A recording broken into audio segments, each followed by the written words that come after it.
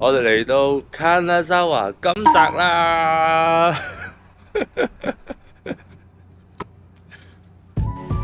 ！Hello，大家好，又係喺機場啦。咁呢，今日係12月1號啦。我哋依家去 Osaka，咁啊去 Osaka 做咩呢？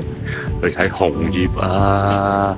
依家呢個時候去日本呢，就最好就係睇紅葉噶啦。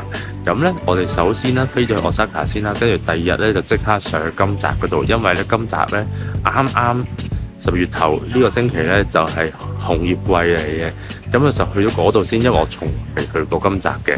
跟住喺金澤呢再落翻去 Osaka 啦，今日去睇下大阪周邊嘅城市啦，因為大阪都去咗好多次啦。咁市內有啲就唔係好好奇嘅啫，咁睇啲有啲咩就去睇下啲咩啦。跟住呢之後就會入京都啦，京都呢就會 stay 3日2夜嘅，跟住之後呢就入琵琶湖，琵琶湖之後呢就出翻嚟就去和歌山，然後就去八賓，跟住就翻嚟香港嘅。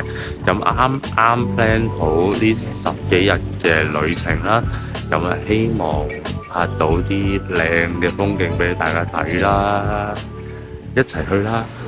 由紅葉之旅開始啦！人生就係一場漫長嘅旅途，喺途中有好多千奇百趣嘅事物等你去發掘。與其安在家中打遊戲、撳手機，倒不如出去國外感受一下自由嘅空氣，去放浪一下啦！12月初係去日本關西去觀賞紅葉嘅最好時機，一年就係得一次咋，睇唔到又要等下一年啊！同埋依家啲 yen 咁平，分分鐘仲平過喺香港啊！